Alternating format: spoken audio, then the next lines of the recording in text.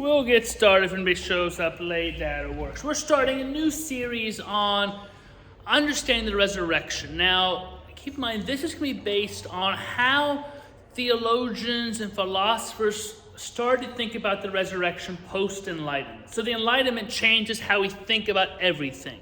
The Enlightenment kind of said we can only know what we can experience with our senses. Can you taste it, touch it, smell it, hear it? Because if you can't really know it. We're all suddenly big on like scientific proofs of things.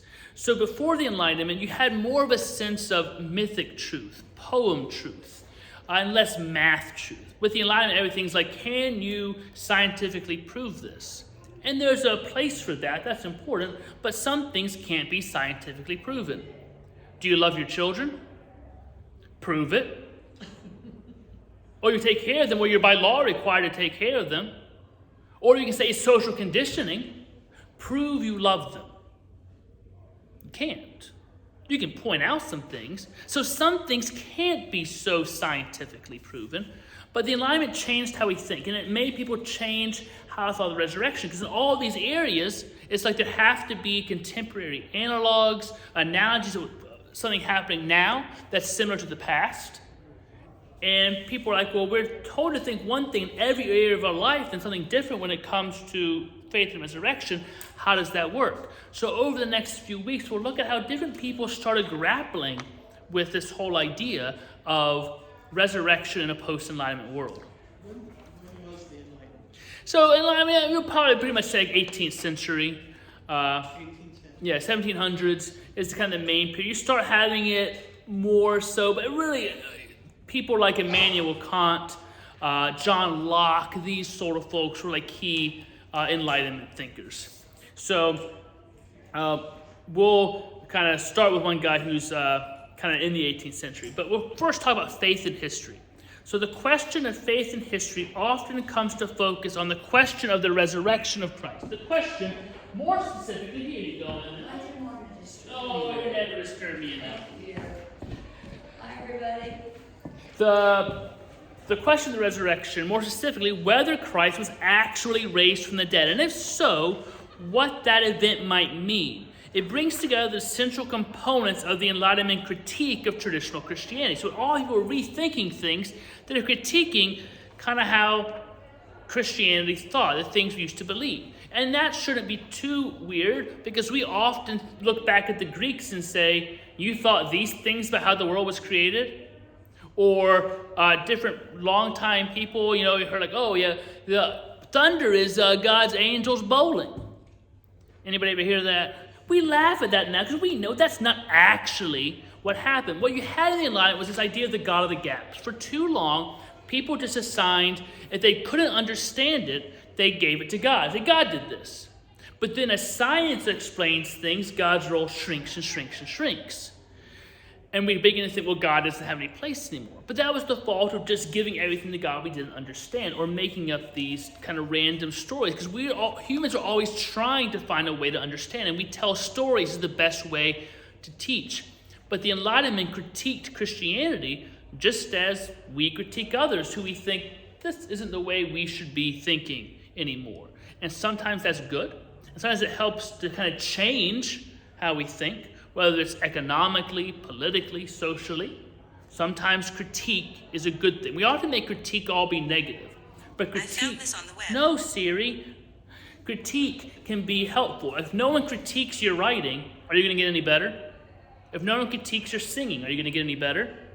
So these critiques poke at Christianity, but hopefully it helps us be better. If that makes sense. So the questions that have arisen for centuries revolve around how we should understand the resurrection. Is it a faith event, a spiritual event, an historical event, or all of the above? So over the next few weeks, we'll outline the main positions to have developed during the modern period, 1700s onward, and assess their significance. So we're going to start with a guy named Lessing, and thinking about the Enlightenment and the resurrection as a non-event.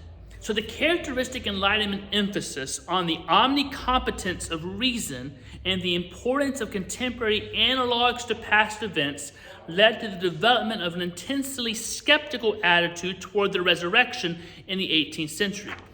Put that in regular plain English, omnicompetence means your mind can figure out everything.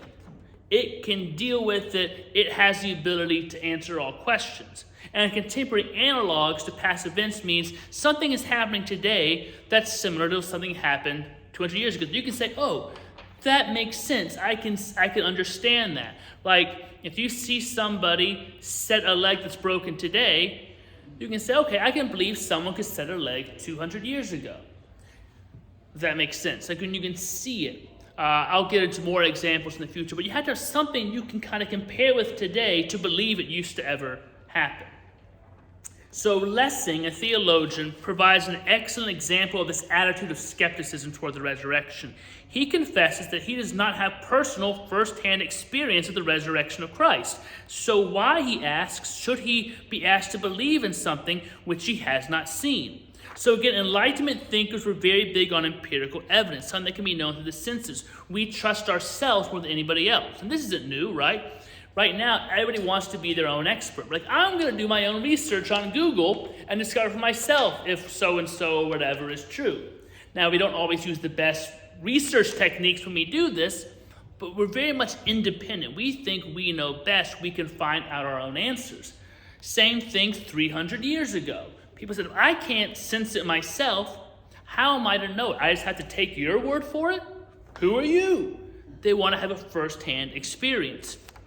So the problem of chronological distance, being, 1,700 years from the time of Christ, according to Lessing is made all the more acute on account of his doubts, which he evidently assumes others will share, concerning the reliability of the eyewitness reports. So at the time of this 1700s, you also had more biblical critique. People had more ways to look at and understand how the Bible was written, who it was written by, the kinds of vocabulary used. So they were discovering the Gospels were not really written right after the time of Christ. Some were written 150 years later. And there really raised skepticism on whether they were written by people who actually ever spent time with Jesus. So you had no actual first-person eyewitness account. So now you're being asked to believe something that others heard about from other people or stories passed down that might have been 200 years after the event. And we know human memory is a little shaky. Has anyone ever gone to a family event and y'all were talking about something that happened 15 years ago and everyone disagrees on what actually happened and who said what?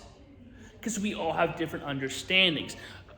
Witnesses in courts they're known. You can't really rely on memory because people remember what they want to remember or they think they're supposed to remember. So now you don't even have a first-person eyewitness account, and so you're asked to believe these random people. It's kind of like if I said, you know what, I have this medicine here, and it's going to make you 10 times smarter if you take it. Now you may believe me because you know me and I haven't led you astray yet, in theory. So maybe, but you'd probably be skeptical, I hope. But now if I said, hey, this friend of a friend who's a cousin, who's like the dog walker, this other guy, found this that, he kind of dug it up in his basement from like 1,000 years ago, but it says on the bottle it can make you 10 times smarter. Do you want to take it? Hopefully you're going to be like, pass on that.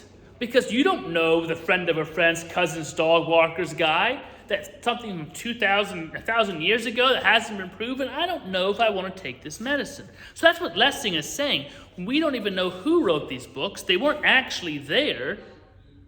So we're just being asked to take their word for it without any personal connection to it. Where else in life would we be expected to do that?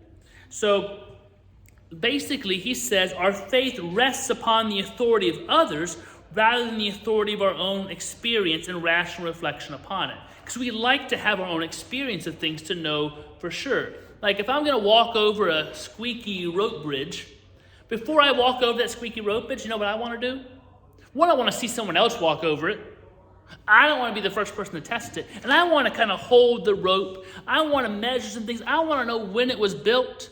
Instead of, oh, here's a rickety rope bridge over a giant abyss. I'll probably walk on it. I'm sure it's fine. No, I want to check some things. And Lessing's like, shouldn't we have Isn't it rational to have the same thoughts about our faith, that this is what we set our life upon? So he writes, that then is the ugly great ditch which I cannot cross, however often, however earnestly I have tried to make this leap. If anyone can help me to cross it, I implore them to do so. And so I repeat what I said earlier. I do not for one moment deny that Christ performed miracles. But since the truth of these miracles has completely ceased to be demonstrable by miracles happening in the present, they are no more than reports of miracles. I deny they could and should bind me to have even the smallest faith in the other teachings of Jesus. So he wants to believe. He's like, I don't see these miracles happening now. So how can I just believe that they happened then and suddenly they've ceased to ever exist in history again? That to him makes no sense. So in other words, as men and women are not raised from the dead now, why should we believe that such a thing happened in the past? We do not have dragons today. We have no archaeological evidence for dragons.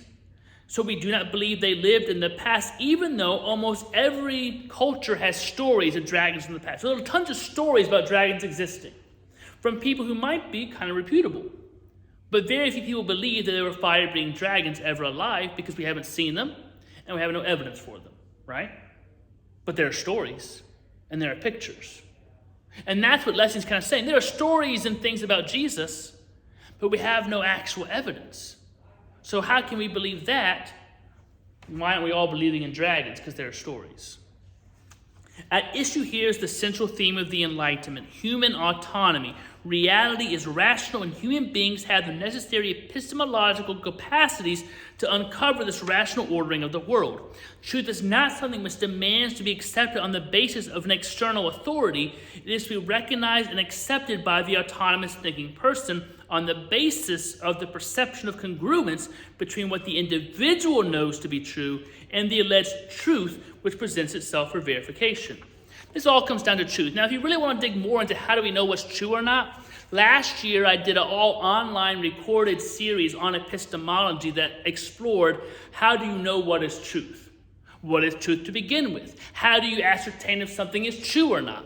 All kinds of interesting philosophical things to think about. Are we even in a real world, or are we just living out a hologram simulation from some other people in a distant universe? Can you prove that we aren't? That's called skepticism. The Matrix is all built on this idea. You can go down this rabbit hole of philosophy and wonder, can we know if anything is actually true? Maybe not. Which Lessing has the problem with, and we're going to talk about more later. So for Lessing, being obligated to accept the testimony of others is tantamount to a compromising of human intellectual autonomy. He says, if I can't know it myself, then I don't want to know it. Basically, if I can't control the game myself, I don't want to play it. Makes sense. There's some drawbacks. So because there are no contemporary analogs for the resurrection, for him, resurrection is not an aspect of modern day experience, so why trust the New Testament? For Lessing, the resurrection is little more than a misunderstood non-event. So that's where we start. With the Enlightenment, people are like, how can we believe this now? This has been a hallmark of our faith, but with all these questions about whether the Bible is written by eyewitnesses, we've never seen resurrection now, we don't see any of these other miracles happening. It seems odd that it would happen for a 30-year period of time that never happened again in all of history. How do we deal with this? For Lessing, he's like, I want to, but I can't. His problem is he's again putting too much on the human mind. And this is the problem of the Enlightenment. We think we can understand everything. We can't. Explain to me the infinite universe and how it's expanding and what's on the outside of the infinite universe. We can't comprehend it. So there are some things we can't comprehend and know fully, but maybe we can experience. Back to that love analogy, you can't prove you love someone, but somehow you still experience it. It can't be proven, yet it's there. You know it's real, but you can't fully explain it, define it. Because some people say love is actually just chemical reactions in your brain. Or it's the necessity of needing companionship because we are sociologically programmed for this. And then it becomes just a programming, it's instinct. And maybe that's true. When you think about relationships, and someone is saying, I choose to love you, I want to marry you, you are my child, I love you. Do you want that to just be programming? Or is it something more? But how can you know? And that's where we're going to start looking how other people started answering this question a little bit of the resurrection. That we're not just going to leave it in the all-powerful mind of the believer. Maybe there's more. So to find out how other people then started fixing this problem, you also have to come back next week for that too. For James and for resurrection. Questions, comments, snide remarks. It's a lot to digest in 15 minutes this week. My apologies. Thank you all.